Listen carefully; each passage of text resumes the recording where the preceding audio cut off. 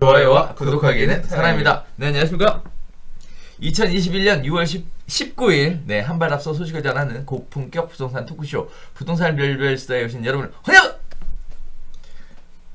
네, 지난주 왜 결방했죠? 네, 여기 뽀로로 스티커 뽀로로 밴드. 예, 지난주에 이 백신 맞았어요. 오. 코로나 백신 맞았는데 뭐 금요일 날 맞았거든요. 근데 토요일 날 우리가 이제 라이브 녹화를 하잖아요. 그렇죠. 첫날은 그냥 괜찮다가 밤 되니까 쿵쿵쿵쿵 쿵쾅쿵쾅 한다고 하더니 진짜 이게 근육통이 밤에 오더라고요. 오. 아침에 일어났는데 근데 좀 약간 컨디션이 안 좋은 것 같아서 일단 어떻게 심해질지 몰라서 미뤘는데 약 하나 먹으니까 괜찮았잖아. 그래서 저 나중에 갈 수 있을 것 같은데요 했는데 이제 그렇죠. 오후에 하면 안 될까요? 오후에 우리 약 먹고 하면 될 것 같으니까 그랬는데 이제 모두 스케줄 맞추는 게 어려워서 캔슬을 그렇죠. 했죠. 맞아요. 네. 저는 한 이틀 3일 알았는데 이게 그러니까 막 앓은 게 아니라 이 타이레놀 먹으니까 괜찮아요.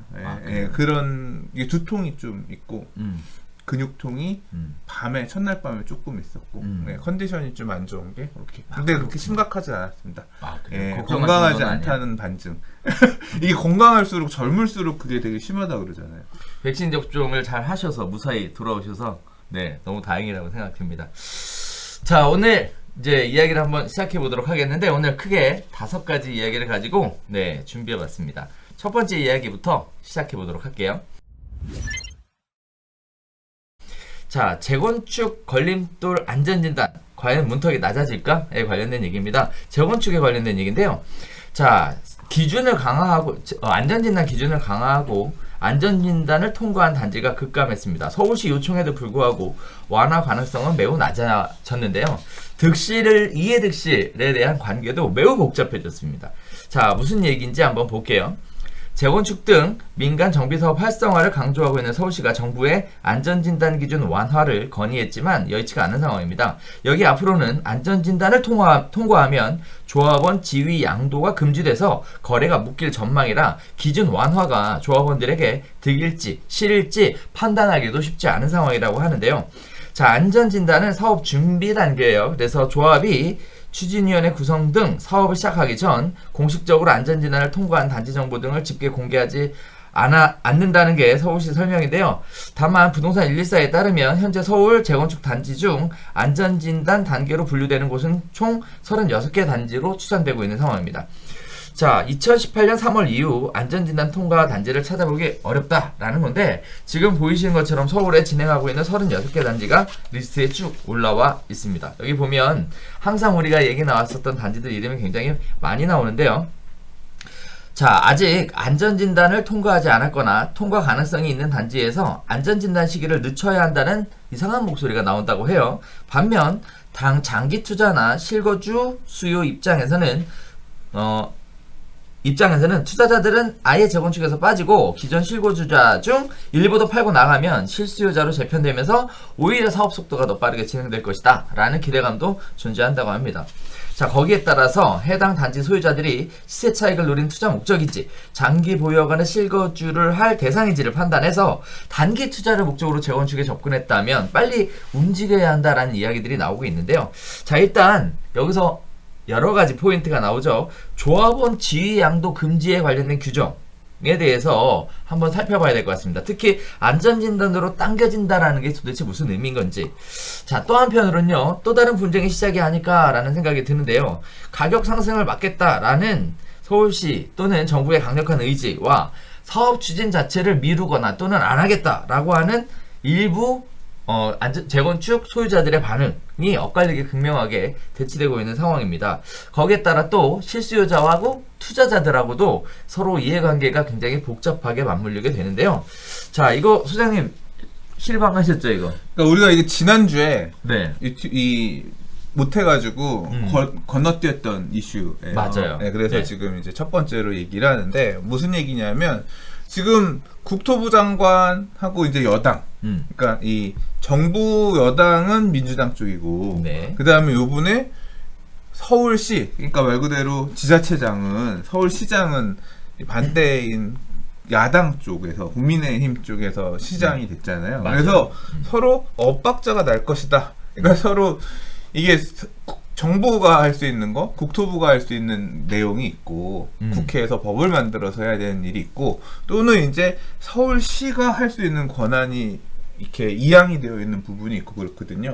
이게 이제 서로 협의를 해서 하는 부분도 있을 수 있겠지만, 이제 의견이 좀 다르다라고 하면 서로 좀 갈등이 생긴다거나 이런 문제에 대해서 되게 사실 걱정이 사전에도 많았었죠. 이거 뭐 서울시에서 이렇게 하려고 한다고 하더라도 정부가, 국토부가 받아줄 거냐. 그렇죠. 이제 이런 얘기들이 많았는데, 일단 시장 취임하고 나서, 서울시장, 이제 앞으로 서울 도시 정비 관련해서 어떻게 끌고 갈 거냐에 대한 어떤 밑그림을 그리는 데 있어서, 네.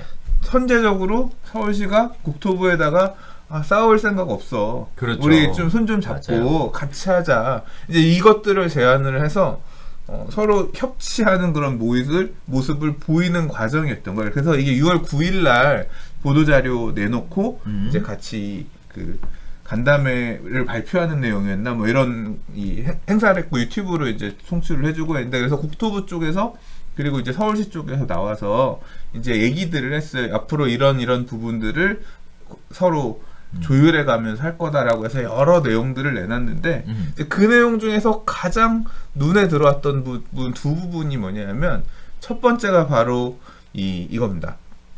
이제까지 재개발 사업은 관리 처분 인가 이후, 그다음에 재건축 사업은 조합 설립 인가 이후부터 투기과열지구라고 하면 조합원지 양도가 제한이 되고 거래가 제한이 되면서 이렇게 투기방지책이 작동을 하게 되는데, 우리 서울시가 생각할 때는 이 단계를 더 앞당겨야겠다.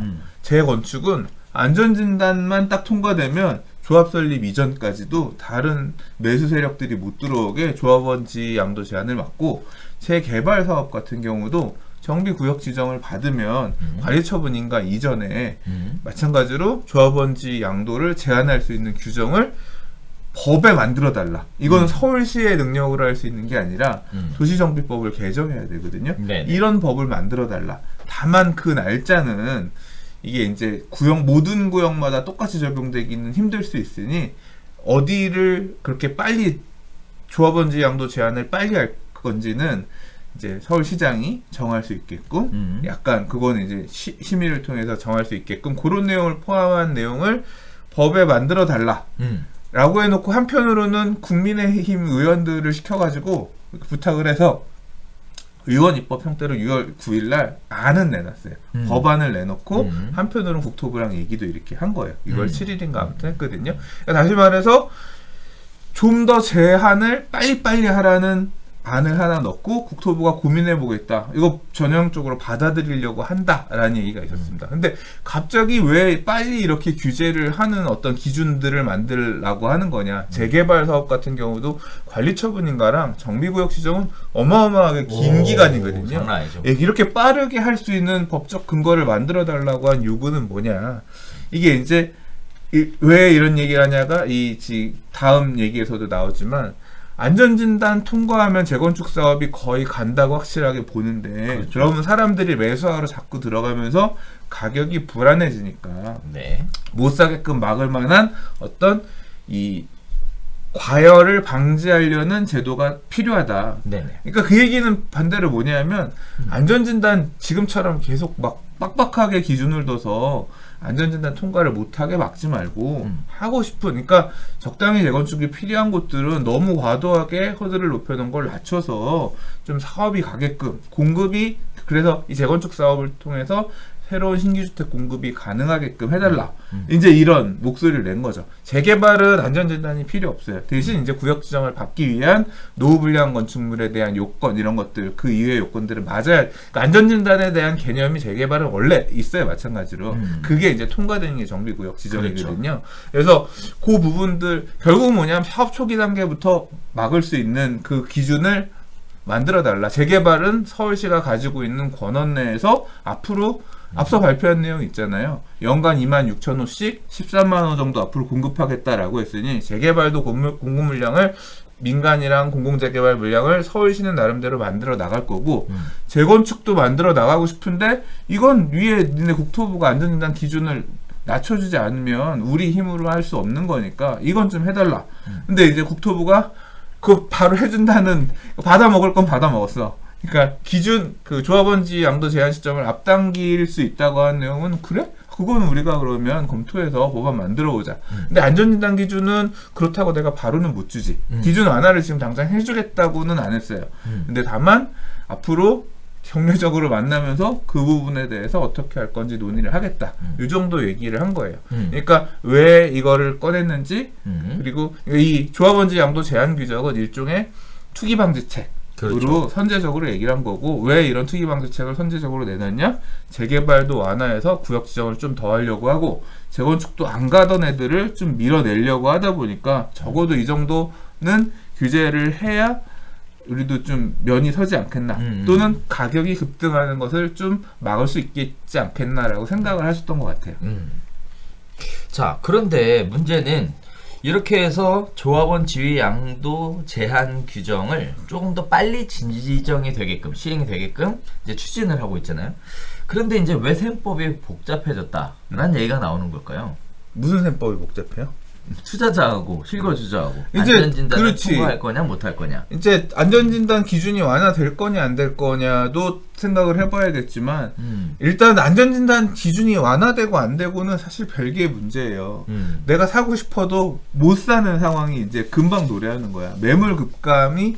왜냐하면 일단 당장 요 조합원지 양도 제한 규정 관련해서는 이거를 앞당기는 내용 같은 경우는 한 9월 정도에 시행 가능하게끔 입법을 서둘러 보겠다 이렇게 얘기를 했었거든요. 네. 만약에 그렇게 되면 안전진단 통과된 곳들 같은 경우는 사고 싶어도 매물이 확 잠기는 그런 상황이 생길 수 있으니까. 그러니까 이제까지 재건축 사업 같은 경우는 우리 압구정에서 근래 거래들 많이 됐던 사유가 조합 설립되면 조합원지 양도 제한이 되니까 그 전에 들어가자 라고 해서 쭉 들어갔던 것처럼 그랬는데, 이제 그 단계가 더 앞당겨지는 거예요. 아, 이거 법 시행되면 지금 안전진단 통과됐고 아직 구역지정 못 받았고, 안전진단은 통과됐지만 정비계획이 없어서 구역지정도 못 받았고 조합 설립이 안 된 재건축도 지금 아니면 못 들어가네 하면서 또 사야 되는 그런 상황이 생기는 거예요. 그러니까 진입을 하려고 생각했던 분들 입장에서는 셈법이 복잡해지는 거. 당연히 복잡해질 수밖에 없고, 아, 그럼 안전진단 아예 통과 안 된 분명히 재건축이 될 만한 노후 아파트를 사놓으면 얘도 안전진단 기준이 낮아지면 갈 수 있으니까 그럼 이거라도 먼저 사놓을까 해서 살 수는 있죠. 근데 샀는데 정부가 야, 안전진단 기준은 미안하지만 못 내주겠는데? 결국은 사놓고 안전진단 통과가 안 돼서 재건축이 못 가니까 아씨 또 기다려야 되네, 이 꼴이 날 수도 있는 거죠. 대신 거래는 되잖아요. 거래는 가능하지만 재건축을 이게 가야 새 아파트가 되는 거지. 그러니까 기다림의 시간이, 그럴 거면 좀 다른 걸 차라리 볼 수도 있었는데 이런 선택이 되니까 결국은 뭐냐면 확정된 부분이 없으니까 주저하는 입장에서는 뭐 셈법이 복잡해질 수밖에 없다. 이제 그런 거죠. 한편으로는 저는 이런 말씀 하나 드리고 싶은 게 안전진단이 통과가 되면 이제 거래가 묶인다 이렇게 얘기를 하면 한편으로 그런가 보다 할 수 있겠는데, 안전진단으로 묶였을 때부터 재건축 입주할 때까지의 기간은 상상을 초월하게 길어질 수 있다라는 거를 좀 생각을 하셔야 될 것 같아요. 그래서 정말 입주까지 생각하고 있는 어떤 그런 실거주 목적이나 초장기 투자를 생각하시는 분, 이런 분들이라면 문제 없겠지만, 말 그대로 시세 차익을 누리기 위해 재건축에 접근하셨던 분들은 묶여버리면 그냥 그대로 오래 간다 이런 생각을 좀 해볼 필요가 있을 것 같고. 가격만 오르면 되지 뭐. 왜 또 나중에 전 개인적으로 소장님도 그렇지만 팔고 싶을 때 못 팔잖아요. 아, 그건 있어요. 예외 규정. 그러니까 이것도 마찬가지로 앞당기기는 하는데 지금도 예외 규정이 있거든요. 3년. 그러니까 3년 이상 사업이 지연되면 팔 수 있어요. 아, 그래요? 그러니까 사업 시행 인가 이후에 3년 이상 착공 못하면 3년 이상 소유한 조합원은 팔 수 있고, 착공하고 3년 이내에 준공 못 받으면 3년 이상 소유한 사람 팔 수 있고, 조합 설립 인가 받았는데 3년 이내에 사업 시행 인가 신청 못하면 3년 이상 소유한 사람 팔 수 있고. 이게 2년이었다. 처음 도입할 때 3년, 2014년에 법 개정되면서 2년으로 완화됐다가 이게 다시 이제 2017년 파리 대책 때 다시 3년으로 늘어났거든요. 근데 요게 이제 이 앞단계로 넘어가잖아요. 일단 국민의힘 의원 안에 보면 마찬가지로 안전진단 이후에 2년 안에 뭐 구역 지정 못하면, 신청 못하면 2년 이상 소유하는 사람 뭐 이렇게 2년 인원을 잘라서 안을 내놓긴 했는데 실제 이제 입법은 어떻게 되는지 봐야 돼요. 지금 이제까지는 안들이기 때문에 좀 봐야 되지만 이렇게 사업 정체에 따른 사업이 지연될 때 그걸 빠져나갈 수 있는 이런 예외 규정들 같은 경우는 추가해서 아마 법을 만들 거라고 생각해요. 그래서 뭐 털고 나갈 기회는 이렇게 사업이 지연되는 시점에서는 또 털고 나갈 기회가 없는 건 아닐 거다. 네. 근데 이제 팔기가 어려운 게 조합 설립 인가가 나오면 또 2년 실거주 의무 채워야 되잖아요. 그거는 지금 아직 입법 안 되고 있어요. 그거 입법 어떻게 될지 몰라요. 그 내용 쏙 들어갔고 사실 지금 그 부분이 입법이 안 돼서 그걸 좀 또 따져봐야 됩니다. 약간 문제가 너무 많다는 걸 인식한 것 같아요. 모르겠어요. 이제 그게 입법이 구체적으로 되면 다시 얘기해야겠지만 아직까지는 벌써 시행됐어야 될 내용인데 아직 지금 얘기가 없습니다. 네. 자, 지금 그래서 안전진단 이야기들이 계속 나오고 있고요. 조합원 지위 양도금지에 관련된 이야기들이 나오고 있는데 말씀드렸던 것처럼 확정된 건 아직 아무것도 없습니다. 네. 하지만 중요한 거는 이렇게 될 수 있다라는 가능성 때문에 이해관계가 달라질 수 있는 부분이 있어서요. 조합원으로서 현재 가지고 계신 분들이 매도에 대한 생각을 좀 고민해 보셔도 될 것 같고, 어떻게 보면 가격 상승을 할 수 있는 측면도 충분히 있겠지만 매도를 할 수 있는 좋은 기회가 또 지금이 되지도 지금일 수도 있지 않을까, 이런 생각도 잠깐 해보게 되는데요. 아무튼 여건에 따라서 달라지니까 관련된 부분들은 잘 얘기 들어보시다가 상황에 따라서 가장 적절한 선택이 뭔지, 어떠한 전략으로 접근했는지 이런 것들을 잘 들어보시고 거기에 따른 해법들을 제시해 주시면 좋을 것 같습니다. 근데 안전진단 완화 할까요? 안전진단 완화를 받아줄까? 땡기면 하겠는데 지금 선거철이라서 못 이기는 척 받아줄까? 선거철이라서 네 해줘야 되지 않을까요? 네, 선거철이라서 사실 저는 이게 네. 주거니 받거니잖아요. 네네. 서울시는 규제 강화하는 거 협조할 테니 안전진단 완화해달라. 아 그래? 그러면 안전진단 완화해줘도 부동산 가격이 불안하지 않을 거라 이거지? 그러면 왜냐하면 이 조합원지 양도 제한을 빨리 걸면 앞 단계에서 폭등한 일이 없지 않을까? 그러니까 뭐 그 해주는 게 맞겠네, 이런 게 될까? 저는 규제를 그러니까 이 사고팔고를 막는 것 자체가 부동산 가격을 안정화시키는 데 별로 영향을 못 끼치는 것 같거든요. 그렇죠. 개인적으로는. 맞아요. 그래서 이게 안전진단 기준 완화랑 규제 조합원지 양도를 제한을 빨리 하는 거랑 과연 이게 원하는 만약에 그 판단이 그러니까 그렇지 않을까라고 해서 지금 바꿔달라고 했는데 국토부가 생각해보니까 조합원지 양도 제한한다고 하더니 지금 봐라, 엄마 아파트니 뭐니 조합원지 양도 제한도 이미 되어 있고 심지어는 토지거래 허가까지 묶어놨는데 신고가들이 나오고 있어. 여기도 똑같은 거 아니야? 어차피 예외 규정에 따라 팔 수 있는 물건 나올 거고. 지금 질문도 하나 해주셨는데 10년 보유 5년 거주 물건 이런 것들은 1주택자 물건 예외적으로 팔 수 있는 거 아니야? 팔 수 있어요. 팔 수 있어요. 네. 네. 그런 물건들이 나오면서 물건이 많지 않은 상태에서 그렇게 가끔 물건이 하나 툭 튀어나오는데 사고 싶은 마음은 있어. 사업이 가는 게 빤히 보이니까. 물건이 원래는 50개가 나올 수 있는 단지였는데 10년 보유 5년 거주 1주택자 외의 물건 하나 갑자기 툭 튀어나와가지고 그렇지. 딱 나왔어. 그러면 50명이 기다리고 있다 그걸 사려고 그래. 어차피 가는 거니까.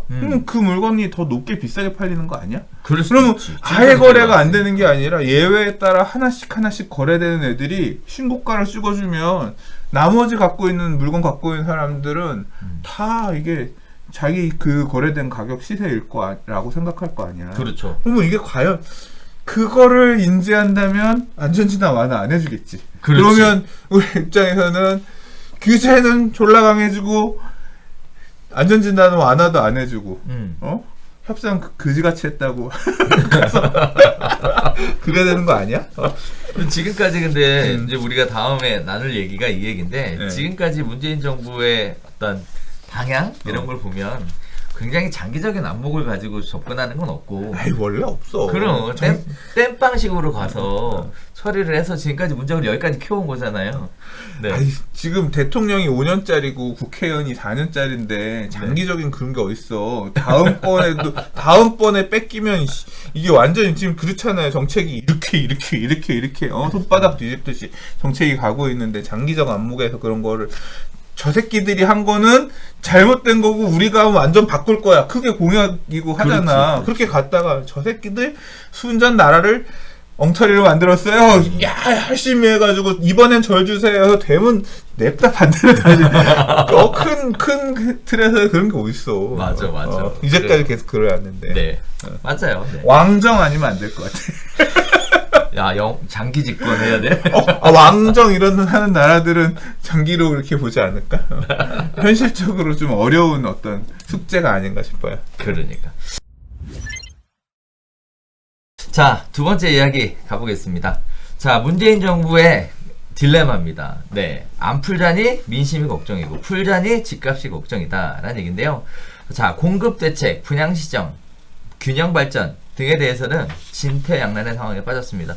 규제 풀면 집값 자극이 우려가 되고 현행을 유지하면 민심 위반이 걱정되는 완전히 답답한 상황인데요. 최종 결정을 미루면서 우왕좌왕하고 있는 상황이 지금 계속 보이고 있습니다.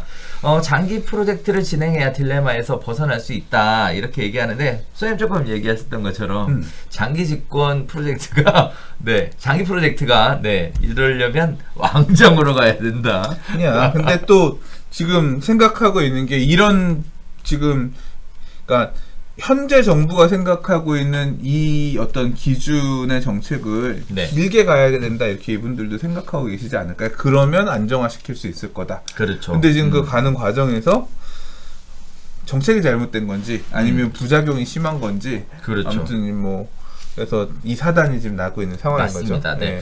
자, 그래서 현재 크게 나와 있는 딜레마 5가지가 있는데요. 하나가 주택 공급 확대에 관련된 부분이에요. 이것도 다들 아시는 것처럼 김현미 장관이 있을 때 주택 공급은 충분하다라고 갔다가 지금은 발표되는 대책마다 어떻게 하면 주택 공급을 많이 할 거냐라는 형태로 지금 바뀌어가고 있죠. LH 개혁안, 이것도 계속 얘기 나왔었던 부분입니다. 자, 양도세, 종부세 관련된 부분들도 지금 계속 뜨거운 감자로 나와 있는 상황입니다. 서로 다 반대죠. 지금 찬성하는 사람이 없어요.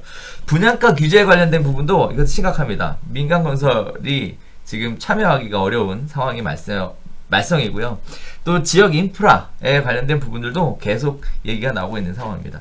자, 문재인 정부가 이처럼 정부의 부동산 정책을 내놓을 때마다 지속해서 이런 딜레마를 드러냈는데요. 세금 인하를 하려면 부자 감세는 나쁘다고 하고요.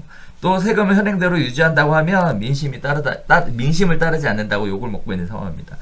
서울과 부산에서 치러진 4.7 재보선에서 참패를 겪은 후에 지금 공공중심 주택공급 정책, 전월세 급등을 초래한 임대차 보호법, 집값 상승 근원지로 꼽히는 강남의 주택공급을 늘리기 위한 재건축 재개발 활성화 방안, 시중주택 매물 감소를 원인으로 여겨지는 각종 세금 규제 등을 뜯어고치는 작업이 필요했는데요. 하지만 규제를 완화하자니 불로소득을 인정하게 되는 꼴이고 투기 수요를 자극하는 대책이라는 비판에 직면하게 되어 있는 상황입니다. 아무런 결정을 하지 못하고 시간을 질질 끌고 있다 보니까 이제는 민심을 전혀 읽지 못하고 있는 정부다라는 얘기와 더불어 대선 참패의 가능성까지 이야기가 나오고 있는 상황입니다.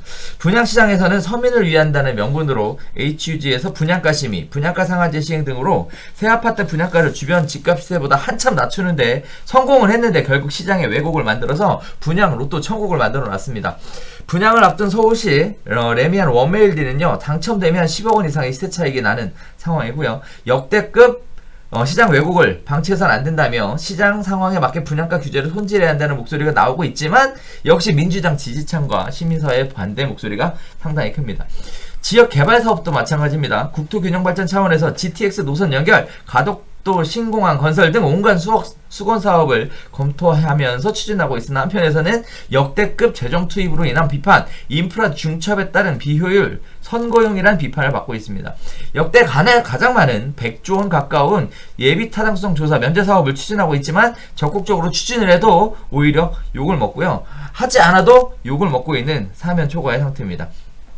자, 문재인 정부가 겪고 있는 딜레마가 자초한 측면이 굉장히 강한데요. 여러 가지 얘기들이 나오는데 처음부터 이분법적으로 서민과 건설업계, 무주택자, 다주택자 등으로 선을 긋고 시작하다 보니 둘의 경계가 모호해진 상황에서 스스로 우왕좌왕, 갈팡질팡하며 혼란스러운 모습을 드러내는 거 아니냐라는 이야기들이 나오고 있습니다. 자, 정부가 딜레마에 빠지면 두 가지의 선택을 하게 되는데요. 책임을 다른 제3자의 조직에 미루거나 결정을 지연시키는 이런 경향이 강해지는 상황입니다. 자, 뭐 우리가 유튜브를 방송을 하면 정부의 정책에 대해서 뭐 좋은 얘기도 하지만 비판에 대한 이야기도 종종 하게 되는데요. 비판에 대한 이야기가 나오면 꼭 빠지지 않는 게 그래서 니들이 뭐 이렇게 제안을 한번 해보란 말이야 뭐 이런 식의 이야기들을 종종 하시는데 이게 사실 참 어렵습니다. 그리고 또 하나는 우리가 유튜브에서 이런 제안을 한다고 달라지는 것도 없고요. 또 한편에는 우리 입장에서의 유튜브 컨셉은 어떻게 보면 현재 흐름에 맞는 대응 방식에 대한 이야기를 하는 거지 정책적 개선이나 제안을 위해서 유튜브 방송을 진행하는 건 아니라는 점 말씀을 드리면서 자, 수장님이랑 같이 이야기 나눌 부분은요. 제가 보기에도 답답할 것 같아요, 이거 상황. 네. 어떻게 보고 계세요? 그러니까 사면 초과라는 표현은 네. 어떻게 이해를 해야 되냐면 어떤 정부가 가지고 있는 그러니까 주택 문제를 부동산 가격을 안정화시키기 위해서 뭐 예를 들어 전월세 문제를 안정화시키기 위해서 정부가 생각한 정책을 만드는 분들이 생각한 안이 있겠죠. 그 안을 굉장히 강력하게 추진할 수 있는 힘이 주어졌어요. 네네. 뭐 2017년에 파리 부동산 대책이라고 하는 것부터 계속 그렇죠. 부동산 대책들을 되게 힘있게 계속할 수 있었던 건 뭐냐면 그 힘을 갖고 있었기 때문이에요. 굉장히 강력한 규제책. 솔직히 말해서 말이 안 되는 대책이에요. 제가 생각할 때. 저의 상식으로는 받아들일 수 없는 말이 안 되는 내용들을 담은 그런 강력한 규제책들을 썼어요. 맞아요. 그래서 지금 4년이 지났어요. 만 4년이 지났는데 만 4년이 다 되어가는 거죠. 근데 결론적으로 얘기를 하면 그러한 강력한 대책을 썼음에도 불구하고 상황이 더 안 좋아진 것에 대한 반발인 거예요. 그러니까 사면 초과라고 하는 게 그렇게 하면 안 돼, 이렇게 해야 돼라고 하는 게 옛날에는 당연히 그 시절에도 그렇게 하면 안 되라는 목소리가 있었지만 한편으로는 아니야 빨리빨리 해서 잡아라는 목소리가 있었다고 하면 지금 뭐냐면 그렇게 하면 안 된다니까 계속하네. 이 목소리가 더 커지다 보니까 이렇게 싸울만해진 거죠.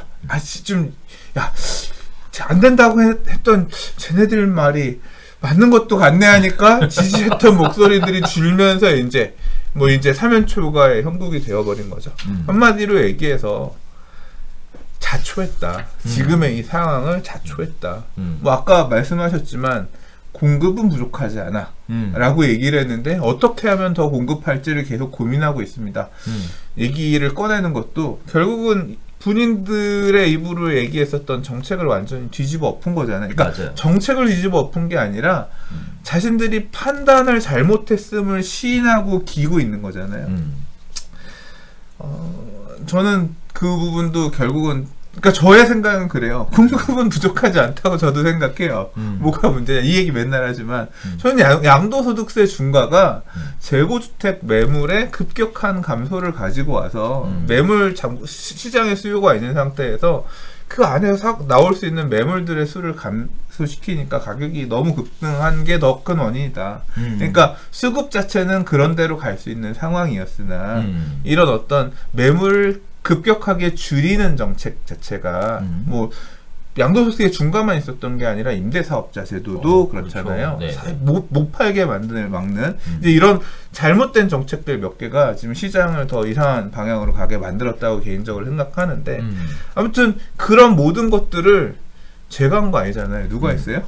정부와 여당이 주도해서 이만큼 만들어 왔고 지금 그것에 대해서 지금 평가를 받고 있는 겁니다. 그러니까 그 평가를 누가 하고 있냐면 시장 참여자들이 하고 있는 거죠. 그렇죠. 분노로서. 야, 이 가격이 말이 되냐? 응?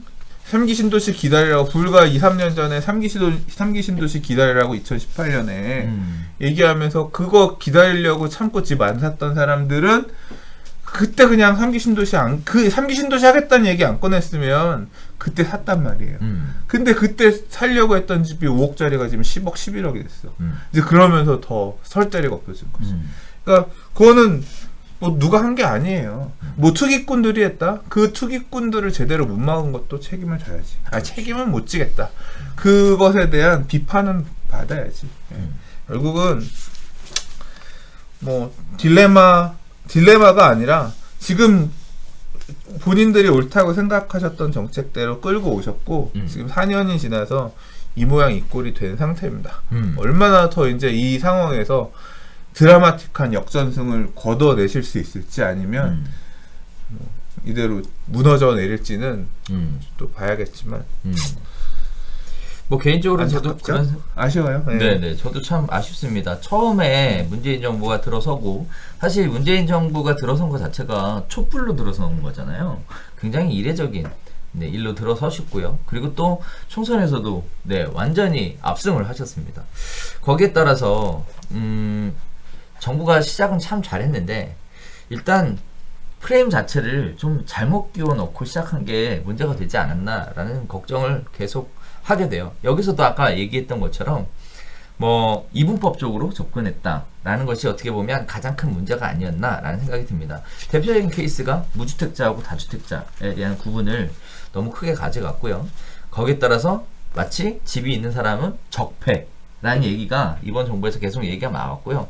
그리고 또 서민들하고 건설업계에 관련된 부분들도 굉장히 좀 뭐 그렇습니다. 그러다 보니까 요즘 주변에 얘기를 들어보면 과거에 굉장히 좋아하셨던 분들도 지금은 많이 목소리가 좀 시들해져 있는 부분이라서 저는 말을 아끼겠습니다. 저는 그런 부분들도 좀 안타깝게 느껴지고 있는 상황이고 그러다 보니까 뭐 대선 참패, 뭐 정권이 아니, 그런 얘기는 하지 마. 알았어. 그런 얘기만 해. 알았어. 그런 얘기들을 하고 있더라라는 얘기예요. 자, 그래서 지금 사실 제가 이 기사를 픽한 이유는요. 많은 분들이 이제 오늘도 방송이 올라가면 야 그래서 니네들이 대안을 좀 제시해봐. 아유. 네 이렇게 얘기하시는 분들이 계셔서 조회수 몇천 달이 영상을 뭐 얼마나 본다고. 아 그런가? 네. 네. 그래서 이게 참 안타깝다라는 말씀을 전해드리고 싶어서 사실은 기사를 픽했고요. 정치 얘기는 안 하는 걸로 네 그렇게 하도록 하겠습니다. 세 번째 이야기입니다. 아마 오늘의 이야기 중에 가장 긴 이야기가 되지 않을까 싶은데요. 부동산 시장이 또 심각합니다. 정신 없습니다 지금. 자, 공급 절벽에 매물 잠김까지 뛰고 또 뛰는 집값에 대한 이야기 한번 해보도록 하겠습니다. 자, 문제는요. 이런 상황이 앞으로도 당분간 지속될 것이다 라고 예측하는 전문가들이 많다라는 겁니다. 자, 한번 볼까요? 자, 한국부동산원 주택가격 시계열에 따르면 전국 집값은 2019년 9월부터 지난달까지 21개월, 서울은 작년 6월부터 지난달까지 12개월 연속 상승했습니다. 자, 이달 들어서 상승에 꺾이지 않았고요. 전국 아파트 가격은 계속 오르고 있습니다. 서울 아파트 값도 0.11% 뛰어서 47주 만에 최고를 기록한 수준이었고요. 53주 연속 고점을 갈아치우고 있는 상황입니다. 자, 서울 아파트 가격이 2사 공급대책 이후 한동안 상승폭이 둔화됐으나 4.7 보궐선거 이후 재건축 규제 완화 기대감이 커지면서 오름폭이 가팔라지고 있는 상황입니다.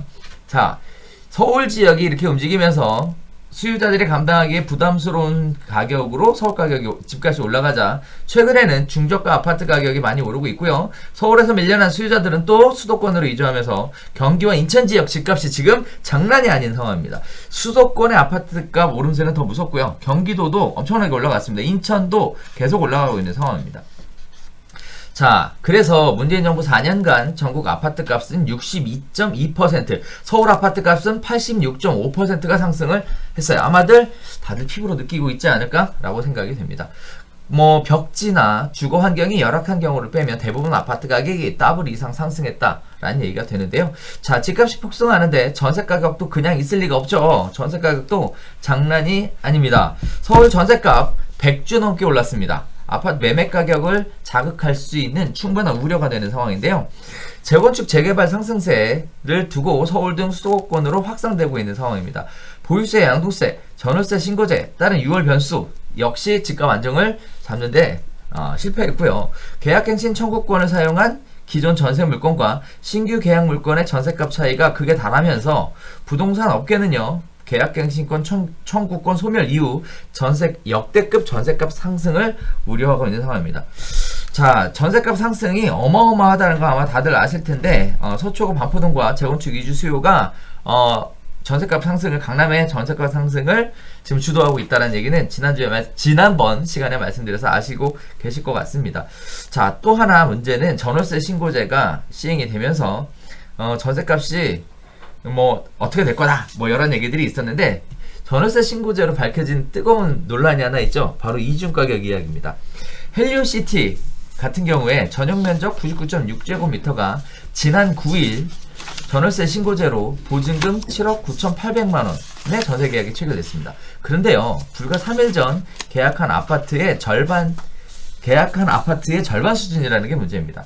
3일 전에 얼마가 계약이 됐었냐면 14억 5천만 원의 4층이 계약이 됐었거든요. 즉 같은 아파트의 동일 면적 전세 가격이 2배 가까이 벌어졌는데 계약갱신 청구권 때문에 라고 합니다. 자, 음마아파트도 마찬가지입니다. 1층 물건이 9억의 전세 계약을 체결했는데요. 같은 달 4층 물건은 4억 3천 50만원에 체결됐습니다. 기름동 레미안 기름 센터피스도요, 전용 면적 84.9제곱미터가 지난달 14억에 체결이 됐는데요. 4층 전세 물량은 지난달에 5억 900만원의 전세 계약이 체결됐습니다. 14억이 아니라 10억. 아, 10억 원. 아, 죄송합니다. 그러니까 10억에 네. 체결됐는데요. 한 네, 2배. 맞습니다. 네. 자, 거기에 따라서 거의 이것도 2배 가까이 벌어지는 상황입니다. 자, 서울 보시는 것처럼 소유 주요 아파트 전세의 이중가격 현황인데, 보시는 것처럼 계약갱신 청구권 돼서 신고된 금액하고 신규로 계약되면서 신고된 금액의 차이가 어마어마하게 발생이 되고 있습니다. 문제는 계약갱신 청구권이 끝나면 이 부분들이 시세를 반영해서 일제히 가격이 올라갈 것이 예상이 된다라는 거예요. 따라서 전세 가격 상승은 진짜 상승이 예견되어 있다, 이렇게 봐도 과언이 아닐 것 같습니다. 자, 시장이 이렇게 돌아가고 있다 보니까 원인이 뭐냐에 대한 얘기들이 나오는데요. 뭐 금리 인하 얘기, 평범한 유동성 얘기, 공급 부족 얘기 늘 했었던 얘기니까 패스하겠습니다. 시장의 반응은 어떻게 보이고 있냐? 자, 다시 오르나봐. 네, 지방 곳곳에 부동산 탐방 버스들이 다시 운행을 재개했다고 합니다. 수원 지나 명륜, 서금사 지나 온천, 온천 지나 사직으로 간다, 이런 얘기들이 나오고 있다고 하는데, 네, 어떤 모임에서 그런 얘기들을 하고 있다고 해요. 자, 주택가격 설문조사 결과가 어마어마하게 지금 표에 보시는 것처럼 매우 상승할 것이다 라고 생각하시는 분들이 많다 보니까 이제 시장이 이렇게 움직이는 것 같은데요. 자, 이분들이 어디를 가느냐? 공시가격 1억 미만으로 살만한 물건을 찾고요, 투자 감각을 좀 높이려고 그러한 탐방버스에 네, 몸을 올렸다라는 얘기들이 나오고 있습니다. 통상 카카오톡 오픈 채팅이나 블로그 등지에서 뭐 유료 부동산 강의를 곳곳에서 뭐 이렇게 하고 있다고 하는데요. 뭐 들리는 소문에는 김해, 전주, 원주, 익산 등 지방 곳곳으로 버스가 대절됐다는 소문입니다. 자, 대규모 주택 공급이 단기간에 해결되기 어려울 것 같다는 분위기가 퍼진 것이 단초가 되어서 이러한 부분이 투자자들이 움직이기 시작했다는 건데요. 뭐 재밌는 얘기들이 나옵니다. 뭐 풀피 투자, 무피 투자, 뭐 이런 얘기들이 나오고요. 천떼기족 이런 얘기들이 또 나오고 있어요. 또 짝수 투자법? 근데 사실 저는 다 처음 듣는 얘기라 이따 여쭤볼게요, 소장님한테. 네, 이런 얘기들이 나오고 있는 상황입니다. 자, 또 하나 분위기가 하나 바뀐 게 있죠. 지금 보면요, 법인으로 네, 부동산 투자하는 것이 지금 굉장히 어려워졌었는데요. 이 부분도 다시 법인 투자가 살아나는 분위기입니다. 지난 4월 전체 아파트 매매 사례 중 개인에서 법인으로 손바뀜 된 경우가 1.94%였습니다. 그래서 법인 투자가 한참 기승을 부리던 해에는 무려 3.95%, 4.8% 정도가 됐었는데 엄청나게 떨어졌죠. 자, 그런데 지난해 8월 이후 9개월 만에 법인으로 부동산을 매수하는 사람들이 가장 높게 지금 현재 나오고 있는 상황입니다. 그 6.17 규제에서 나왔었던 얘기가 있어서 뭐 법인이 이제 끝났다라는 얘기가 있었는데, 이런 부분들이 다시 살아났다는 얘기는 일단은 감내할 만한 수준이다 라고 얘기하고 있는 것 같아요. 세금 올리는 방식으로의 규제는 집값 상승을 막을 수 없을 것 같다. 최근 다시 법인 투자가 활기를 띠는 이유는 이미 시장 참여자들이 올라간 세금에도 적응하고 이를 반영해 투자에 나선 것이다, 이렇게 이야기하는, 예측하시는 분들이 많습니다. 자, 부동산 가격이 다시 불안해지기 시작했는데요. 매매 시장은 급등하고 있고요. 임장버스가 등장하고 풀피 투자, 무피 투자, 천떼기족, 짝수 투자법 같은 이런 신조어들이 다시 등장하고 있습니다. 전세 가격은 이중 가격 문제로 인해서 지금 급등이 확실하게 예약되어 있는 상황입니다. 시장의 움직임을 도대체 어떤 중심으로 봐야 되는지 일단 서민들 입장에서 굉장히 헷갈리고 있는 상황인데요. 자, 오늘 얘기가 많아요, 이거. 그죠? 제가 한 방에 다 뽑았어요, 그냥. 매매, 전세, 시장의 움직임까지. 자, 수장님도 하실 말씀이 많으실 것 같은데. 안 많아요. 왜요? 왜? 고생하셨습니다. 그렇다고 하네요. 자, 다음 거 보죠. 자, 매매는 지금 임장버스 얘기가 나오는데, 이거 뭐예요? 임장버스는? 일단 임장버스는 제일 끝단이었잖아. 아, 그랬나? 그럼 뭐부터 할까요, 수장님? 첫 단부터 보면 지금 집값이 오르고 있는 거 맞아요? 집값이 오르고 있대요. 오르고 있대요? 네. 뭘 보니까? 근데 여긴 이제 특수한 상황이잖아요. 근데 요새 한 가지 분명한 건 뭐냐면 며칠 전부터 갭 투자를 기대하고 움직이는 분들의 상담이 늘어나고 있어요. 그러니까 매수가 지금 다시 움직이기 네. 시작은 했다. 그렇죠.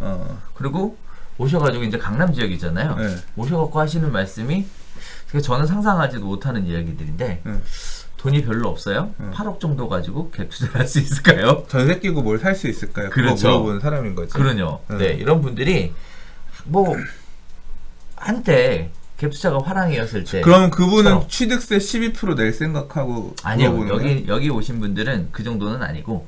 그럼 1주택이네?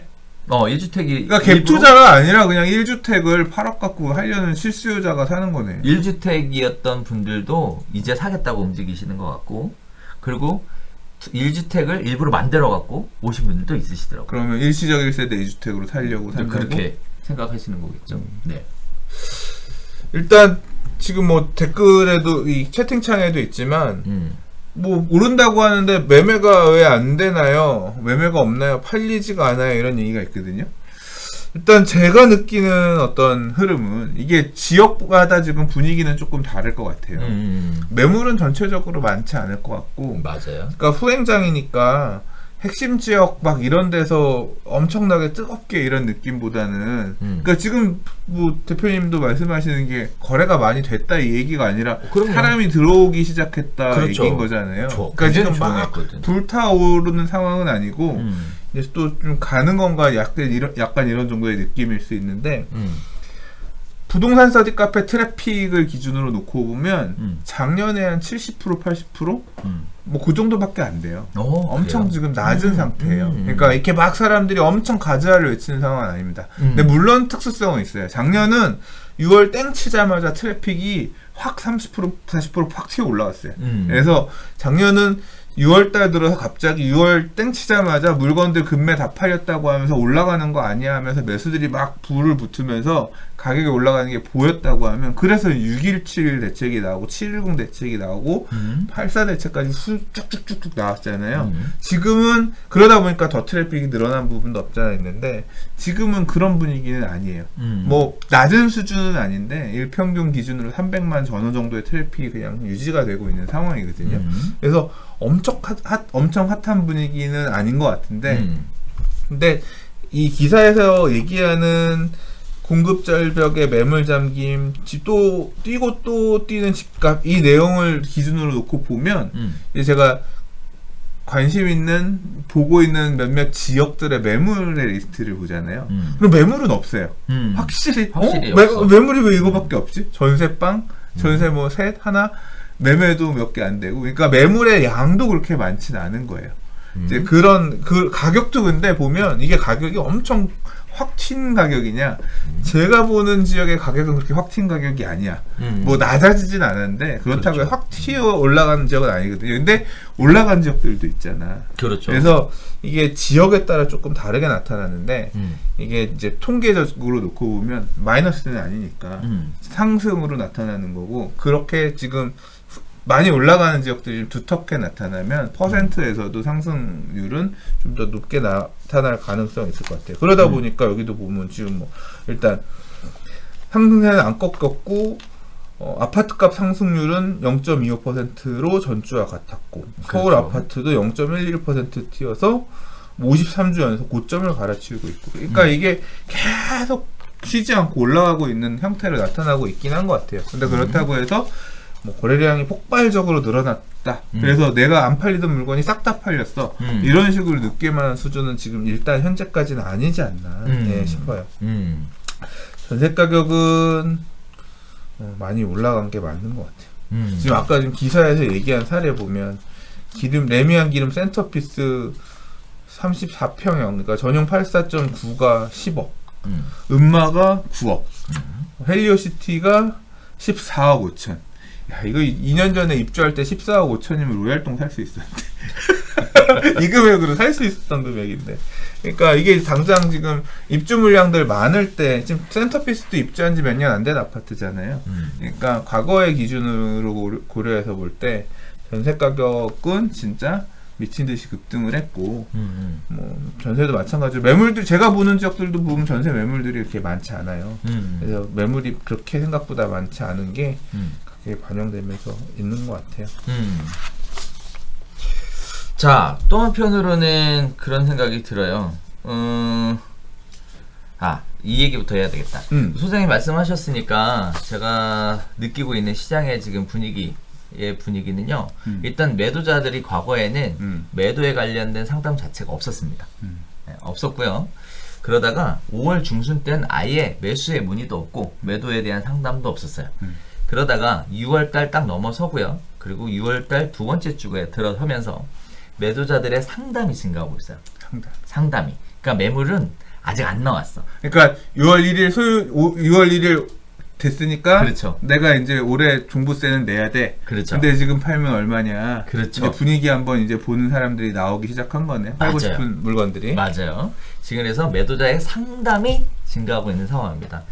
자, 그다음에 또 하나는요. 6월달 딱 접어들고 나서 지금 이제 계속 얘기 나오는 것 중에 하나가 이제 소장님 얘기하셨던 특수 지역에 대한 것이 여기가 반영이 되는 것 같아요. 다시 얘기하면 반포가 이주하고 있잖아요. 그 이주 수요에 대한 부분들 때문에 시장 자체가 영향을 받는 거 아닌가라는 생각이 들어요. 즉 매수자들이 문의로 온다, 갭투자에 대한 관심을 갖고 있다라는 건 어떻게 보면 이쪽 시장 이야기지 않을까라는 생각도 들어요.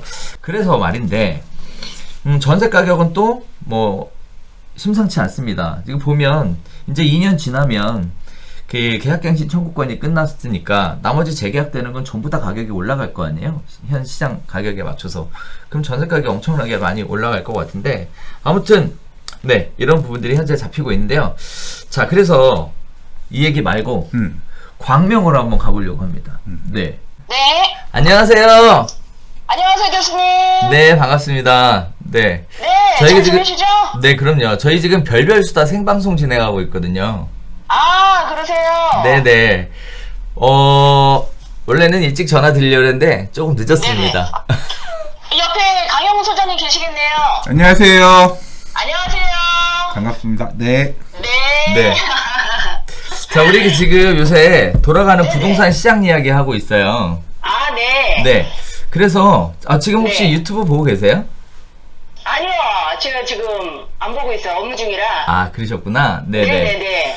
자, 그래서 지금 부동산 시장이 좀 심각하다. 가격 상승이 네. 좀 심각한 상황이다. 심상치 않다. 뭐 이런 이야기 나누고 있는데, 지금 네네. 광명 분위기는 어떤지 이야기를 좀 전해주시면 좋을 것 같아요. 일단은요, 네. 매물은 좀 나오고 있나요? 매물은 나오고 있긴 한데 빠른 속도로 소진이 되는 편이에요. 아, 매물은 나오고 있고, 그러면 네. 사는 분들의 문의는 어떤가요? 파시는 분들은 지금 저희 광명 뉴타운 같은 경우에는 총 11개 구역 중에서 네네. 네, 지금 관리처분인가 준비 중인 구역이 3군데 구역이고 네. 나머지 구역은 현재 단계별로 시장이 앞서가고 있는 단계라서 네, 지금 구체적으로 조합원님들이 그 타이밍을 보시면서 매물을 내놓으시려고 하고 계세요. 팔 생각은 있다. 그런데 네, 타이밍을 네. 보고 있다. 네. 이번 6월 전후의 시장 상황은 혹시 어떻게 바뀌었나요? 바뀌었죠. 6월 전후에 이제 다주택자분들은 네. 5월 말 기준으로 해서 이제 급매로 내놓으셔서 물건이 소화되긴 했는데 그렇다고 해서 시세 뭐 많이 떨어지게 매물을 내놓으신 건 아니시고요. 보통 한 2-3천만 원 정도 싸게 해서 내놓으셔서 급매물은 다 소진이 된 상태예요. 그래요? 네네. 근데 이제 제가 별별스타 한지 얼마 안 돼갖고 서툴러서 그러는데 네. 자기소개 좀 해주세요. 안녕하세요. 저는 광명 뉴타운 광명 사거리역 10번 출구에 있는 부동산 쑥스투비를 운영하고 있고요. 키움 부동산 운영하고 있는 대표 조향숙입니다. 아, 네, 감사합니다. 네. 언제쯤 물어봐 주시나 했어요. 아, 그러니까 말이에요. 아, 제가 네, 고맙습니다. 제 운영이 서툴러가지고. 당황하셨어요? 네네네. 사실 음악 소리 나와갖고 지금 엄청 당황했어요. 그러셨어요? 네네. 자, 광명에 대한 전체적인 얘기를 좀 듣고 있는데, 네. 요즘에 들어서 문의는 좀 늘어난 것 같나요? 지금 기사에 보면, 네.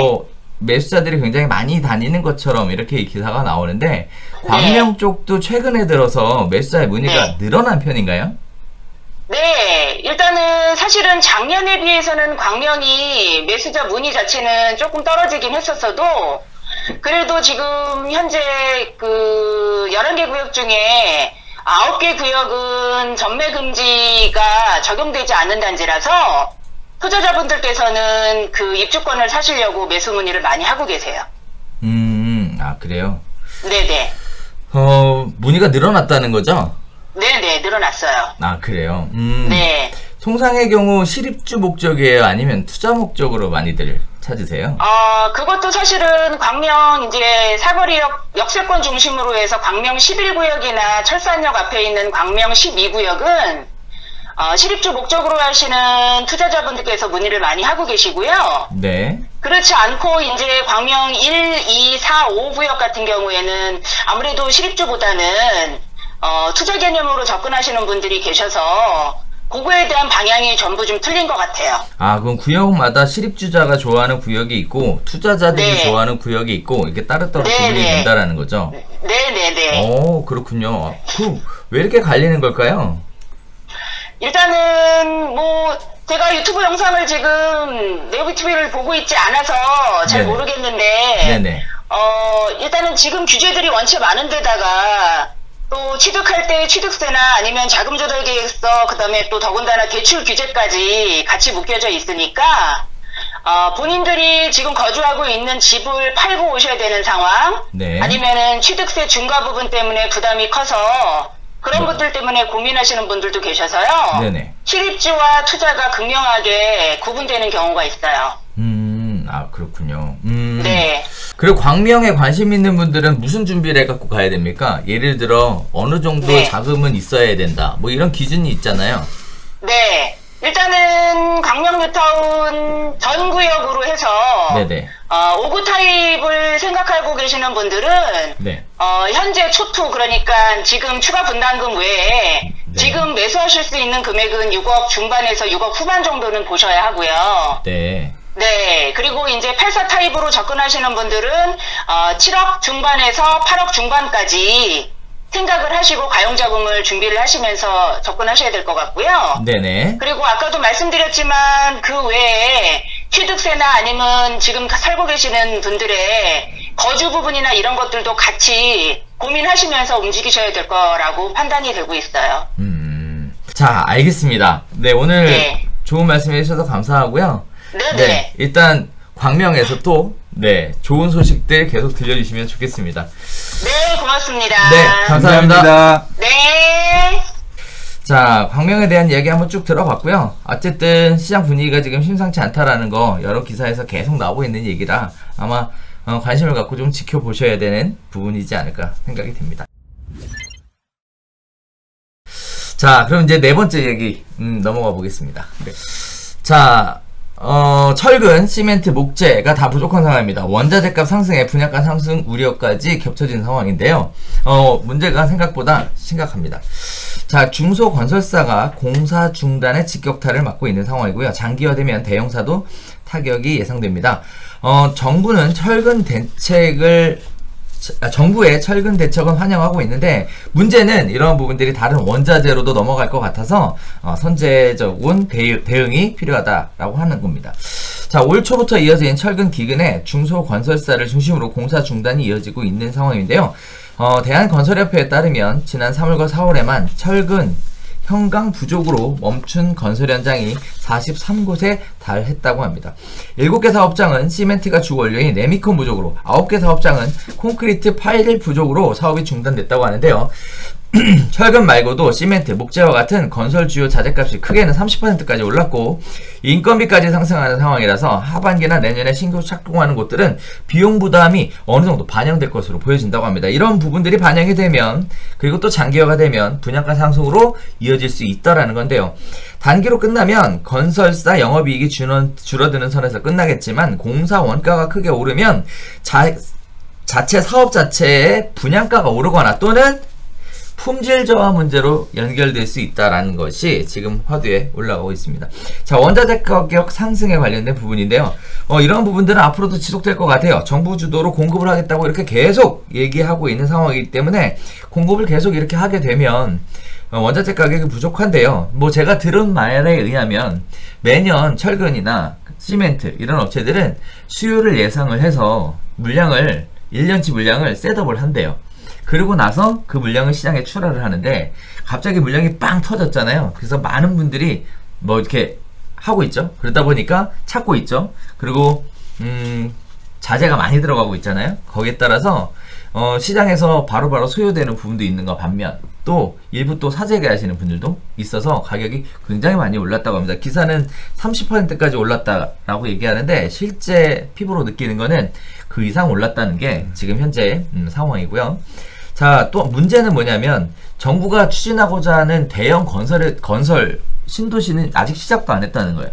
만약 이런 부분들이 가시적으로 시작이 되게 되면 예전에 왜 그거 있었죠? 그 일산에 200만 가구 공급한다는 얘기 있을 때 모래가 부족해서 바다에서 퍼온 모래를 갖고 염분을 빼서 뭐 사용했다. 뭐 이런 식의 얘기도 있었고요.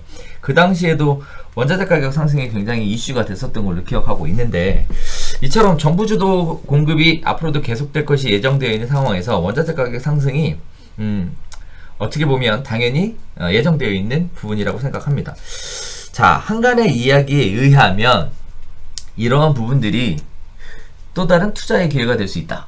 이런 얘기들을 하시더라고요. 뭐 특히 주식과 관련된 거나 관련 산업과 관련된 부분에 있어서 중요한 투자의 기회가 될 수 있다.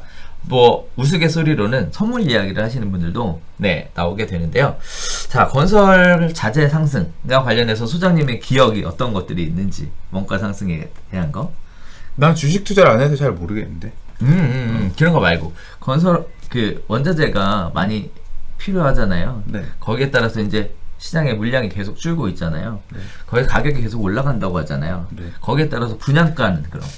그러니까 이제 한번 또 분양가를 공식적으로 올릴 이제 어떤 이유가 만들어지는 거지. 그러니까 이게 근데 인건비 관련해서도 좀 사실 상승 요인이 있고요. 제가 꼭 이 어떤 건설뿐만 아니라 다른 쪽도 보면 요새 자재값이 올랐다는 얘기들을 되게 많이 하세요. 예, 진짜 어떤 공산품의 기본이 되는 가격들 자체가 다 지금 생각보다 많이 오르고 있는 게 많은 것 같은데, 일단 지금 분양가를 얘기를 하자면 아파트 분양가는 토지 가격에다가 표준 건축비 더해가지고 정하잖아요. 그러니까 그 다음에 이제 기타 비용들 이런 거 더해가지고 해서 분양가를 정하는데 매년 산정하는 그 기준을 올릴 수밖에 없는 그런 근거가 되는 거예요. 지금 뭐 철근 가격이 올랐다, 무슨 가격이 올랐다 이런 내용 자체는 그 가격을 산정하는데 올리게 되는 거고, 이렇게 표준 건축비 금액 자체가 올라가게 되면 임대 아파트도 비싸게 사야 돼. 서울시가 매입하게 되는 임대 아파트 이런 것들도 단가가 올라가게 되는 거죠. 그러니까 임대 아파트 공급 가액도 올라가는데 분양가는 당연히 올라가겠지. 그래서 분양가 상승의 원인이 되는 거는 뭐 이건 당연히 재료값이 올라가는데 올라가는 건 당연히 그럴 수밖에 없다. 영향이 될 것 같아요. 근데 이게 뭐 투자에게 그러면 이제 말하기 좋아하는 사람들은 그런 얘기 하겠네. 분양가는 앞으로 더 오를 수밖에 없으니 차라리 지금 사는 게 낫다. 이게 근데 분양가는 더 오를 수밖에 없는 게 양쪽이잖아. 건축비만 올라가는 게 아니라 공시지가 계속 현실화한다고 올리고 있으니 토지 조성 원가 올라가지. 그러니까 토지 조성 원가가 아니라 도심지 내에서 추진하게 되는 재개발 재건축 사업 같은 경우는 감정평가를 안 해서 뭐 공시 가격으로 한다고 하더라도 공시 가격에 더해놓은 가격에다가 이 건축비를 더해서 분양가를 산정하는데 토지 가격은 계속 올라간 걸 더 반영시키고 있고 이렇게 건축비도 올라가는 게 반영이 되면 지금 보여줬던 정부가 막 끌어내리려고 열심히 노력했었던 이런 분양가 수준보다 한 단계 더 올라간 분양가가 나오면서 먹을 프리미엄이 좀 줄겠지. 아 근데 지금 당첨만 돼도 그 정도만 먹어도 돼. 네. 몰라. 아무튼 그러니까 청약 당첨자들이 누릴 수 있을 기대 이윤이 조금 줄어드는 상황이 생길 것 같네요. 네. 자, 제 주변에 있는 몇 가지 이야기를 토대로 좀 전달을 해드리자면, 아파트 공급에도 차질이 있겠지만, 사실 대형 건설회사에서 진행되는 거는 처음에 그 제품을 생산하는 그런, 어떻게 보면, 그, 원래 그 공장하고 바로 다이렉트로 계약이 되어 있어서 큰 문제가 없대요. 그런데 이제 2군, 3군으로 밀려 들어가는 데가 문제고요. 또 하나는, 실제 빌라나 다세대 지으시는 분들 이런 쪽이 완전 직방이야? 네 완전 직방이거든요. 여기 대박 나거든요. 네 이렇게 되면은 공사 기간을 공기에 제대로 진행하는 것도 어려울 뿐더러 분양 가격이 엄청나게 올라가서 이렇게 되면 오히려 처음에 공급을 예정받기로 하고 지어졌던 1군 건설회사의 공급에는 큰 문제가 없지만 서민들 위주로 가는 빌라나 다세대 시장에는 굉장히 리스크가 큰 얘기예요. 네. 그러면 그런 신축 빌라들 가격이 올라가면 네. 기존의 전원 빌라들이 싸게 사놓으면 더 이득이겠다. 그렇죠. 그런 부분들도 있을 수 있습니다. 예전에도 한번 이런 일이 있어서 생각보다 이렇게 추가적으로 공급이 이루어질 것으로 예상을 했는데 건축주들이 원가가 너무 올라가니까 못 달려들더라고요. 그러니까 빌라 공급 시장이 한동안 멈추는 경색이 오네. 네 이런 부분들이 있었던 경험이 있고요. 그다음에 또 하나 이제 아까 수장님도 시작하자마자 우스갯소리로 말씀하셨지만 주식 이야기 많이 하시더라고요. 근데 사실 잘 몰라요. 주식은. 난 몰라. 잘 몰라서 능력 있는 분들은 하시고. 네네. 몰라. 자, 이 부분에 대한 거는 그런 이야기도 있다 정도만 생각해 주시면 될 것 같고요. 각자 주식과 관련된 부분은 여기서는 다룰 수 없는 내용이니까 각자 정보는 다른 곳에서 찾아보시는 게 오히려 더 우리를 비웃을 내용이야. 할 수 없는 얘기가 아니라 꺼내는 순간 비웃을 거야. 말하지. 네. 자, 그런 부분이 있다라는 겁니다. 이렇게 되면 소장님 얘기하셨던 것처럼 오히려 다 지어놓은 신축 빌라의 가격이 올라갈 수도 있는 기회가 만들 수도 있어요. 네, 있어요. 거기다가 또 재개발 호재까지 또 탁 맞아 떨어져 주면 네, 엄청나게 가격이 올라갔었던 경험이 있습니다. 그래서 이런 부분들은 좀 잘 살펴보시면 뭐 좋은 기회가 있지 않을까? 네, 라는 생각이 들어요. 자, 5번째 이야기 네, 한번 가보겠습니다. 도심 공공주택이 이달 말까지 집사면 분양권을 주겠다는 얘기가 지금 뭐가 통과가 됐대요 지금. 그래서 저희 이 기사 보고 당황스럽게 그지없습니다. 자, 당초 2월 5일 기준으로 해서 분양권을 안 주겠다, 현금 청산하겠다 라는 내용이 법 개정안을 수정해서 이달 말에 통과될 예정이라고 합니다. 자, 2주간의 공백이 생기게 되는데요. 거기에 따라 투기 수요가 충분히 몰릴 가능성이 있다는 얘기인데요.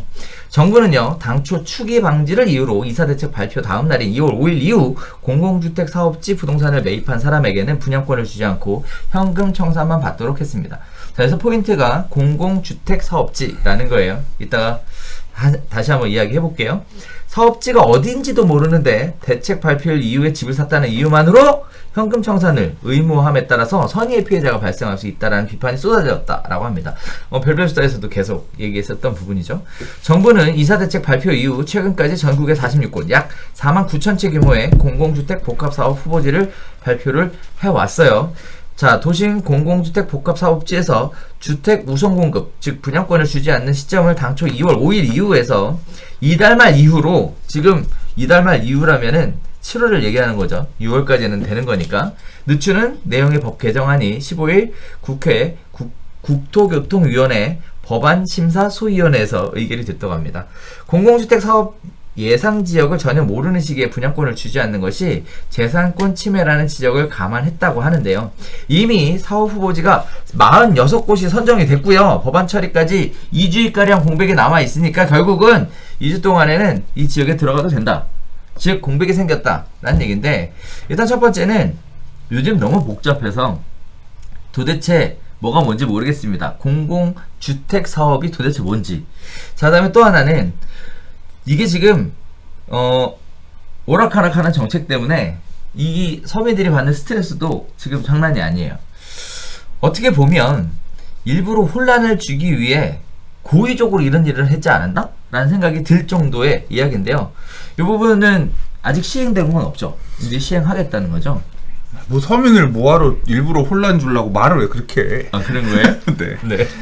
그러니까 이게 그러니까 이사 대책, 소위 말하는 3080 플러스 공공주도 공급 사업이라고 하는 거는 네네. 이제 2월 4일날 발표를 했잖아요, 국토부에서. 그래서 얘기를 하면서 없던 걸 갑자기 끄집어냈는데 굉장히 파격적인 걸 얘기를 했어요. 맞아요. 이제까지 민간이 하던 재개발 재건축 사업도 그냥 땅을 갖고 와라, 우리 공공이 대신 해줄게 하는 공공 직접 시행 정비 사업이라는 방식을 도시정비법 개정안에 집어넣어서 그 방식대로 재개발 재건축도 땅을 그냥 갖고 와서 우리가 직접 하는 사업을 하나 새로 도입할게, 그런 얘기가 있었고요. 이제까지 신도시 지을 때, 택지지구 지을 때 써왔던 공공주택 특별법 이라고 하는 법에다 도심 공공주택 복합사업이라는 별도의 사업 방식을 3년간 한시적 시행하기 위해서 따로 만들어서, 이거는 그냥 재개발 방식도 아니고 그냥 우리가 공공주택 공공주택 복합 사업을 하는 지구 지정을 해가지고 그냥 땅 우리가 수용해 갖고 와서 아파트 짓는 사업을 도심 안에서 하겠다. 이걸 통해서 앞으로 5년간 이만큼 수도권에 30만 그리고 전국적으로 85만 물량을 공급하겠다라고 얘기를 한 거니까 굉장히 공공이 주도적으로 나서서 국민의 땅을, 국가의 민간 땅을 갖고 와가지고 집을 짓겠다는 걸 발표를 한 거예요. 그러니까 이게 되게 공격적인 주택 공급 확보 대책으로서 얘기를 한 거죠. 근데 없던 걸 만들어냈기 때문에, 없던 건 뭐냐면 하겠다라고 얘기를 하더라도 추진할 수 있는 법적 근거가 없으니까 그 법적 근거를 만들어야 돼요. 입법을 해야 된다는 얘기입니다. 그래서 그 입법이 어떻게 되느냐가 중요해요. 그러니까 입법을 앞으로 할 겁니다라고 얘기를 하면서 투기 방지책이라고 해서 뭘 집어넣냐면 우리가 2월 4일날 오늘 이거 발표하는 거니까 내일 2월 5일부터 우리가 이 사업을 할 곳에 가서 집을 사시는 분들은 다 청산이에요. 사지 마세요. 이렇게 얘기를 해놓은 거거든요. 근데 그 당시에도 이게 되게 말이 많았죠. 야, 어디가 될 줄 알고 사지 마라 이걸 어떻게 입법할 수 있을 거냐. 실제로 이제 그게 문제가 될 거라고 생각했는데 네네. 문제가 됐죠. 그래서 요번에 이제 얘기 나온 부분은 뭐냐면, 그러니까 이게 입법안을 만들어 놓고 지금 이번에 이걸 6월 16일 날 국토부에서 보도자료를 냈어요. 내면서 이 지금 발표했었던 3080 플러스를 하기 위해서 법률 7개를 고쳐야 돼요. 7개를 고치는 건데 그 7개의 법률들 고치는 내용들이 이렇게 다 정리가 끝났다 라고 하면서 내용을 발표한 거예요. 근데 요거 법률을 개정하는 데 있어서 전문가 자문을 받아봤더니 좀 문제 삼았던 부분들이 있어요. 그러니까 좀 전에 얘기했었던, 지금 아니 2월 5일 기준으로 법은 만드는 거, 법률 개정하는 건 한참 뒤인데 2월 5일 기준으로 해서 소급해가지고 분양 입주 자격을 안 주는 이런 게 말이 되냐. 소급에 문제가 있을 수도 있다라는 지적도 있었고, 한편으로는 또 뭐가 있었냐면 도심 공공주택 복합사업 같은 경우는 지구 지정을 할 때 주민 10% 이상의 동의를 얻도록 법률을 만들겠다고 해서 네. 시범 사업하는 곳들도 실제로 물어봐서 10% 동의를 갖고 와서 지정했어요. 그랬더니 전문가가 지적을 하는 게, 이거 10% 동의 받으려면 그 동네 주민들한테 물어보고 나서 받아야 될 거 아니야. 그러면 물어볼 때 그 동네 주민, 우리 동네 공공주택 복합사업 하는구나 알고 알게 되면 어떻게 돼요? 그 정보가 나가는 거잖아. 그렇죠. 그럼 이게 문제가 된다. 그래서 이번에 실제 법원에서는 10% 동의 안건을 삭제했어요. 그냥 막바로 지정하면 돼. 지정하고 나서 추후에 동의율만 갖추게 되겠고, 그러니까 굉장히 강력한 이런 안으로 만든 거죠. 3년 한시 법률이긴 하지만. 그래서 그런 내용을 그렇게 만들겠다고 했고요. 그리고 이제 지금 기사 제목은 뭐 이달 말까지 사면 분양 입주 분양 대상 될 수 있다 이제 이런 얘기인데 요게 이제 소위를 통과를 한 거고 국회 본회의에 올라가서 땅땅땅 언제 시행 받으면 이제 그날 기준으로 분양 자격 기준을 제한한 거예요. 그래서 지금 이제 말 그대로 어떻게 이 법률이 갈 거다 얘기했던 부분을 이제 입법을 하겠다는 거고, 입법하기 전에 밑단계가 다 지금 끝났으니까 이 얘기 보도자료를 낸 거고요. 이제 언제 통과가 될 거냐가 제일 핵심인데, 뭐 기사에서는 그럼 뭐 이달, 지금 보면 이달 말 이후로 늦추는 어쩌고저쩌고. 그러니까 결국 6월 말 정도에는 통과가 될 거라는 얘기인 거잖아요. 그럼 그 전까지는 좀 이게 내용은 어떤 식으로 좀 정리가 됐냐면 자 2월 5일 기준이 아니라 국회 본회의 의결일까지 소유권 이전 등기가 안 되어 있으면 청산이고요. 소유권 이전 등기를 완료하면, 그러니까 계약이 아니에요. 그렇죠. 예, 이게 만약에 6월 30일 날 통과가 됐어. 근데 6월 29일 날 접수 들어갔잖아요. 그건 인정이 안 된다. 그거 아니 이전 소유 이전 등기 접수하면 그건 되는 거지. 접수하면 된다. 근데 소유권 이전 30일 날 통과가 됐는데 잔금 날이 예를 들어 7월 3일이야. 그래서 7월 3일 날 이전 등기 접수. 그럼 청산이야. 이게 이제 2월 5일에서 한참 뒤로 미뤄졌는데 지금 3, 4, 5, 6 한 4개월 이상 미뤄준 거잖아요. 그러니까 요 정도면 충분히 우리가 좀 약간 유예기간 안 준다고 거짓말 뻥카 치긴 했지만 유예 준 거 아니냐. 니들 뭐라고 할 수 없을 거다. 이제 좀 이렇게 법안 통과된 날짜 기준으로 해서 내일부터는 안 줘. 이렇게 된 거고, 좀 요게 제일 까다로운 게 신축 빌라입니다. 그러니까 2월 4일 날 대책이 나왔잖아요. 근데 이제 신축 빌라 분양받은 사람들이 조금 문제가 돼요. 아, 그래요? 예, 신축 빌라들 같은 경우는 3개가 다 맞춰야 되는데 2월 4일 이전에 건축 허가를 이미 받은 빌라여야만 하고요. 2월 4일 이후에 건축 허가 받은 신축 빌라는 또 자격이 안 되는 거야. 그리고 후보지 발표일 전에 분양계약 체결을 했음을 입증을 해야 되고, 이게 후보지 발표는 날짜별로 있어요. 1차, 2차, 3차, 4차, 5차에서 지금 5번 발표했거든요. 네. 지구마다 다르지만, 그래서 그 후보지 발표일 전에 분양계약을 체결한, 그러니까 발표 보고 가서 산 사람은 난 아니다. 발표 보고 가서 신축빌라 계약한 사람은 아니다. 사업지 후보지 내에 그 입증을 해야 되고, 그 다음에 지구 지정 전까지 소유권 이전도 넘어와야 되고, 뭐 요 3가지를 다 맞춘 경우에만 뭐 신축 빌라 받은 사람들은 분양 대상자가 된다고 해요. 두 번째, 세 번째 거는 알 수 있는데, 첫 번째 2월 4일 이전에 건축 허가를 받은 빌라만 된다, 이 내용이 좀 사실 까다로운 내용이라서 중개할 때도 조심해야 되겠네. 그렇죠. 네. 그래서 좀, 근데 이게 아무튼 요게 아무튼 도심 공공주택 복합 사업에 관련된 얘기고요. 그 다음에 아까 하나 더 있다 그랬죠. 재개발 재건축을 그냥 땅 갖고 오세요. 우리가 직접 재개발 재건축 해줄게요. 공공 직접 시행 정비 사업. 네. 요 관련해서는 요번에 개정을 안 한대요. 아, 그래요? 왜냐하면 지금 아까 재개발 재건축에서 조합원지 양도 제한 시점 빨리 하는 거 있잖아요. 네네. 그 안건도 같이 논의하기 위해서 공공 직접 시행 정비 사업, 직접 시행 정비 사업을 포함해서 같이 논의한다 그래서 이 안건은 추후에 다시 발표한다고 합니다. 그래서 이번 내용은 그 얘기예요. 복잡하다, 복잡해. 지금 공공주택 복합 사업에다가 공공 직접 시행 정비 사업에다가 뭐 이렇게 말은 엄청나게 긴데 말이 길면 길수록 복잡해지는 거 맞죠? 얘네는 아무튼 이 도심 공공주택 복합 사업은 재개발이 아니고 그냥 택지 조성하는 사업을, 택지지구 지어서 아파트 짓는 사업을 도심 안에서 하는 건데, 공공주체가 하는 거고, 땅 다 뺏어가서, 땅 뺏어가가지고, 니들은 뺏어갈 때 아파트 받을 수 있는 자격 있는 사람, 없는 사람, 있는 사람, 없는 사람, 이렇게 해가지고 짓는 거예요.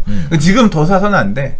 예, 뭐 지금 조금이라도 뭐 기회가 되지 않을까, 지금이라도 살 수 있지 않을까, 빨리 잔금 치러서 뭐 해보실 분들은 하셔도 되는데, 이 법률적인 판단을 잠깐 실기하셔서 날짜 놓치거나 하면, 그냥 내가 산 금액도 못 받고 땅값만 받고 나중에 나와야 된다. 조심하십시오. 네. 자, 그래서 우리가 그 예전에 수장님이랑 그런 얘기를 한 적이 있어요. 이사대책 발표하고 나서 뭐 빌라를 언제까지 뭐 주택을 언제까지 사도 되느냐 관련돼서 나중에 따로 기준일이 지정이 되는 거냐 그랬더니 이제 정부의 생각은 2월 4일 이후에 사는 모든 것이다. 이거 말이 되냐? 이런 얘기를 한 적이 있었거든요. 근데 역시나 말이 안 되니까 이렇게 바뀌더라고요. 그때 우리 그렇게도 얘기했어. 우리 저기 2017년에 그 파리 대책 나올 때에도 그런 식이었거든요. 대책 이후에 뭐 어떻게 하면 어쩐다라고 했지만 실질적으로 입법을 할 때 2017년 10월 24일 날 입법을 했고, 그러니까 파리 대책 기준으로 해서 재당 첨제안. 그래서 한 번 받은 사람은 5년 안에 투기가해지고 안 해서 못 받는다. 네. 뭐 이런 규제를 8월 2일 기준일 것처럼 얘기했지만 실제 그 입법은 2017년 10월 24일에 됐고 10월 24일 기준으로 해서 이제 그날 그 기준들을 얘기를 했었거든요. 그러니까. 네. 그래서 이제 뭐 물론 하겠다면 할 수도 있었겠지만 나중에 법원에서 다퉈야 될 문제지만 제가 이번에 또 깨달은 건 뭐냐면 입법이 언제 되느냐, 법 개정을 염두에 두고 하는 얘기냐 아니면 법 개정 없이 하는 거냐에 따라서 이렇게 실제 시행일이 달라질 수 있다는 거를 미리 좀 깔고 가는 게 나을 것 같다, 이런 생각을 좀 하게 됐습니다. 그렇다 보니까 이제 어떻게 보면 이렇게 한다 그랬다가 나중에 실제 시행은 다르게 가니까 어떻게 보면 오히려 정부에서 말하는 정책이라는 것 자체를 그냥 고지고대로 믿기가 더 어려워지는 거 아닌가라는 생각이 들었고요. 사실 그런 차원에서 일부러 혼란 주기 위한 고의적이었다라는 생각을 했었다라고 개인적인 생각을 적어놨습니다. 자, 네. 고의까지. 네. 자, 오늘 크게 5가지 이야기를 쭉 나눠봤는데 한 주 건너뛰는 바람에 오늘 내용이 조금 많았습니다. 많았고 우리 소장님 주전곡이 있었죠. 재건축 관련된 얘기도 있었고 그리고 요새 뭐 가장 관심을 많이 가지게 되는 3080 플러스 관련된 얘기도 오늘 소장님 깔끔하게 정리해 주셔서 우리 시청자분들께서 이해가 좀 많이 잘 되셨을 것 같아요. 자, 우리 시청자분들 지금 함께 하고 계시는데요. 지금 꽤 많은 분들이 들어와 계세요. 무려 200분 넘게 들어와 계시는데 오늘 얘기가 도움이 좀 되셨는지 모르겠습니다. 질문 있으시면 채팅창에 남겨주시면 저희가 질문을 드리는데 뭐 다들 하고 계시고 질문이 없으시는 거 보면 소장님 설명을 잘 하신 것 같아요. 자, 여기까지 하면 될 것 같습니다. 요새 백신 관련해서 얘기들이 많은데 일단 소장님은 딱 한 방 맞으셨으니까 당분간 좀 마음은 편안하시겠다. 좀 안심됩니다. 네. 그러니까 그런 생각도 좀 들고요. 저도 예약을 열심히 누르고 있으나 정말 저보다 손이 빠른 분들이 굉장히 많고 이제 노안인 분들은 일단 글씨를 판독하는데 시간이 걸리는 순간에 다 뺏기더라고요. 자, 이런 분들도 있는데 어쨌든 요새는 백신 관련된 얘기가 항상 이슈인 것 같아요. 다들 그런 얘기도 많이 하시니까. 주변에 많이 맞으니까. 예. 그러니까 큰 부작용 없으셨다니까 제가 뭐 생각하기엔 제 주변에 있는 많은 분들이 다 큰 부작용 없었다고 하시니까 큰 불안감 없이 백신을 맞아도 되지 않을까라는 생각도 개인적으로 살짝 하게 됩니다. 어쨌든 이 불안과 공포가 빨리 좀 지나갔으면 하는 바람은 강하게 있습니다. 자, 오늘 저희가 준비한 소식은 여기서 인사드리도록 하겠고요. 다음 주에 새로운 소식 가지고 찾아뵙도록 하겠습니다. 감사합니다.